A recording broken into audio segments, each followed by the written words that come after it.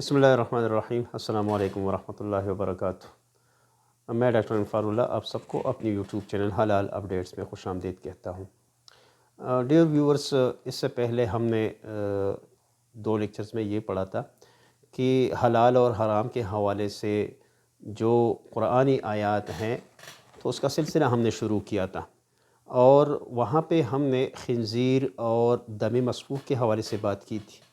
لیکن وہاں پہ جو ایک لفظ تھا میتہ یعنی مردار کے حوالے سے، تو وہاں پہ ہم نے کہا تھا کہ اس پہ الگ سے ویڈیوز بنائیں گے، کیونکہ میتہ کے حوالے سے بہت زیادہ فقہی احکامات ہیں اور ساتھ میں حلال انڈسٹری کے ساتھ ریلیٹڈ کچھ چیزیں ہیں۔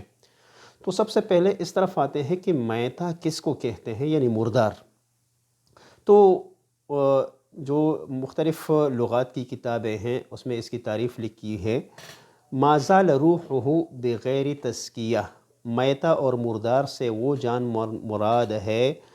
جس کا روح چلا جائے بغیر تزکیہ کے، یعنی بغیر ذبح کے۔ جس طرح سے ہم نے موقوذہ، متردیہ اور ان چیزوں کے بارے میں پڑھا تھا کہ فرض کرے اس کا تو یا کسی نے گلا گونڈ دیا، یا دوسرے جانور کے ٹکر سے وہ مر گیا، یا اوپر سے گر گیا، یا اس کو کسی ایسے چیز کے ساتھ ہٹ کیا گیا کہ جس کی وجہ سے وہ مر گیا، تو یہ ساری چیزیں میتہ میں آتی ہیں۔ یا اس کا تزکیہ ہوا ہو، اس کو ذبح کیا گیا ہو، حلال جانور ہو لیکن اس کو غیر اللہ کے نام پہ ذبح کیا گیا ہو، تو یہ بھی میتہ کے حکم میں آتا ہے۔ اب یہاں سے ایک اور چیز کا پتہ چل رہا ہے، اور وہ چیز کیا ہے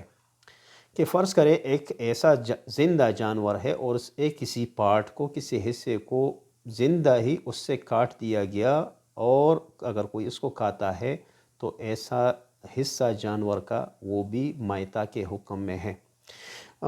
ایک صحابی ہے ابو واقد رضی اللہ عنہ، فرماتے ہیں کہ نبی کریم صلی اللہ علیہ وسلم جب مدینہ منورہ تشریف لے آئے تو وہاں پہ مدینہ میں لوگوں کی یہ ایک عادت تھی کہ اونٹوں کی کوہان اور دمبوں کی چکتیاں کاٹتے تھے اور اس کو پھر پکاتے اور کھاتے تھے۔ تو نبی کریم صلی اللہ علیہ وسلم جب مدینہ آئے تو نبی کریم صلی اللہ علیہ وسلم نے اس عمل سے منع فرمایا، تو اور نبی علیہ السلام نے یہ فرمایا کہ یہ حرام ہے، میتہ ہے، مردار ہے۔ اور یہی چیز ہمارے جتنی بھی سٹینڈرڈ ہے حلال کے حوالے سے، تو ان سب میں بھی یہی چیز لکھی گئی ہے کہ زندہ جانور کا کوئی بھی پارٹ اگر کوئی جدا کر دیتا ہے تو وہ بھی حرام ہوگا۔ یہاں پہ یہ جو حکم ہے میتہ کے حوالے سے، تو آپ کو معلوم ہونا چاہیے کہ یہ حکم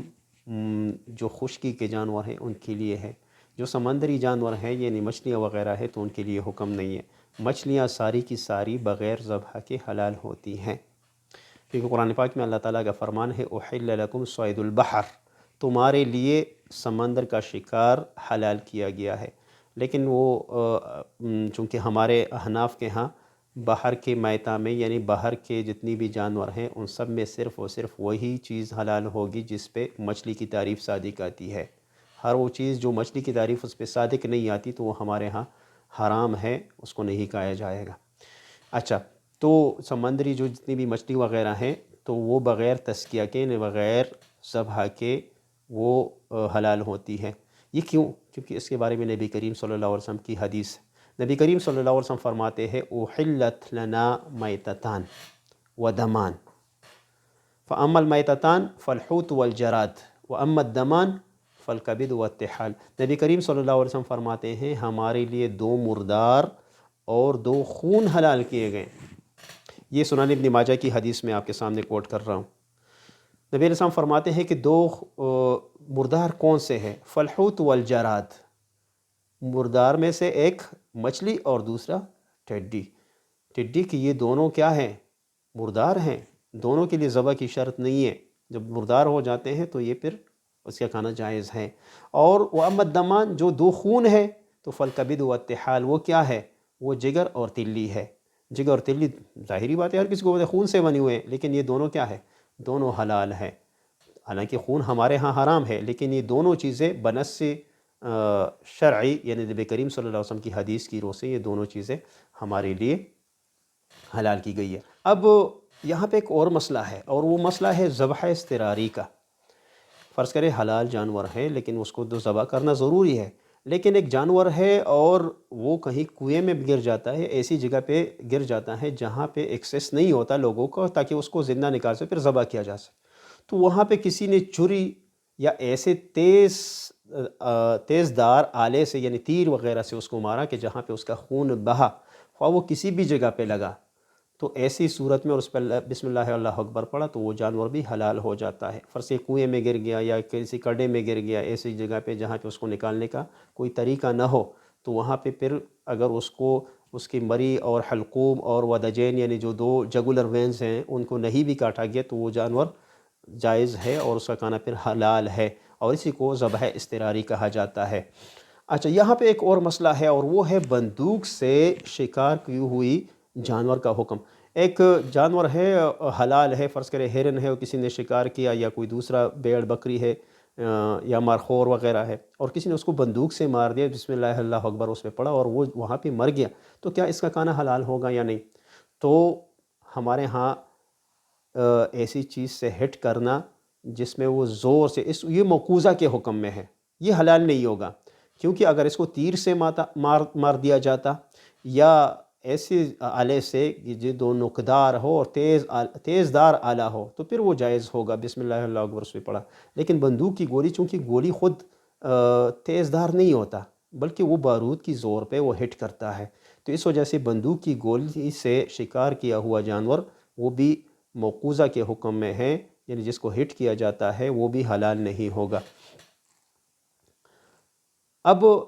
مردار کا جو گوشت ہے تو گوشت کا حکم یہ ہے کہ چونکہ اللہ تعالیٰ نے اس کو مردار کہا ہے تو اس کا گوشت جس طرح سے کھانا جائز نہیں ہے اس طرح اس کا کاروبار کرنا بھی جائز نہیں ہے، بلکہ فرض ہے اگر کوئی جانور اس طرح سے مردار ہو گیا تو کسی جگہ پہ پھینک دیا جائے گا تاکہ دوسرے کتے وغیرہ جیسے بلی وغیرہ یا ایسے خونخوار جانور ہوں جو اس کو کھا سکے۔ ہاں، علماء نے یہاں تک لکھا ہے کہ ایسے جانور کو خود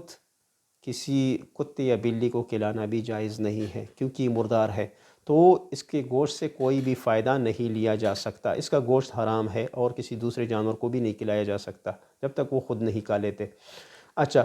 اب ایک اور جو بڑا مسئلہ ہے وہ اس کے جو دوسرے اجزاء ہیں، غیر ماکول اللحم اجزاء اس کو کہتے ہیں، یعنی گوشت کے علاوہ جو اس کے اجزاء ہیں تو ان کا کیا حکم ہے؟ تو یہ بات شریعت میں بہت زیادہ سختی بھی نہیں ہے، گوشت کا حکم تو الگ سے آیا لیکن اس کے جو دوسرے اجزاء ہیں تو وہ باقاعدہ یعنی اس کے کیا ہے، اس کے اون، اس کے صوف اور اس کے جو بال وغیرہ ہیں یا ہڈیاں ہیں تو اس سے نفع لیا جا سکتا ہے، یا اس کا جو چمڑا ہے اسے بھی فائدہ لیا جا سکتا ہے دباغت کے بعد بارے میں انشاءاللہ ہم نیکسٹ ویڈیو میں بات کریں گے، کیونکہ قرآن پاک میں جو اللہ تعالیٰ نے فرمایا ہوا ہے الا طاعم یطعمہ، ہم نے پہلے آیت پڑھی تھی کہ وہاں پہ کھانے والے پہ یہ حکم تھا کہ جو اس کو کھاتا ہے، اب وہ اجزاء جو کھانے کے لائق نہیں ہے، فرض کریں ہڈی ہے، اس کے بال ہے، اس کے ناخن ہے، اس کے کر ہے، اس کے سینگ ہے، تو ایسے اجزاء سے باقاعدہ فائدہ لیا جا سکتا ہے، کیونکہ یہ کھانے کی چیزیں نہیں ہیں تو یہ پاک ہے، اس کا خارجی استعمال جائز ہے۔ قرآن پاک نے بھی اس چیز کو بیان کیا ہوا ہے، اعوذ باللہ من الشیطان الرجیم، بسم اللہ الرحمن الرحیم، ومن اصوافها واوبارها واشعارها اثاثا ومتاعا الی حین، جانوروں کے بارے میں اللہ تعالیٰ فرماتے ہیں جو ومن اصوافها جو اس کے صوف ہیں، واوبارها اس کے اون ہے، واشعارها اس کے بال ہے، اثاثا یہ فائدے کی چیز ہے، ومتاعا اور یہ فائدہ ہے، الی حین کسی وقت تک، یعنی اس میں ذبح کی چونکہ شرط نہیں ہے، یہ چیزیں ذبح نہیں کی جاتی تو ان سے باقاعدہ فائدہ لیا جا سکتا ہے۔ چمڑا بالکل اس سے فائدہ لیا جا سکتا ہے اگر مردار جانور ہو، لیکن دباغت کے بعد، دباغت کس طرح سے ہوگی انشاءاللہ نیکسٹ ویڈیو میں اس کے بارے ہم بتائیں گے۔ امید ہے آپ کو میری یہ ویڈیو اچھی لگی ہوگی، اگر آپ کو یہ ویڈیو اچھی لگی ہے تو لائک کرنا اور سبسکرائب کرنا نہ بھولیے گا، انشاءاللہ اس طرح سے مزید اس تسلسل کو آگے بڑھائیں گے۔ اگلے ویڈیو تک ہمارے ساتھ رہیے گا، تب تک کے لیے اللہ حافظ۔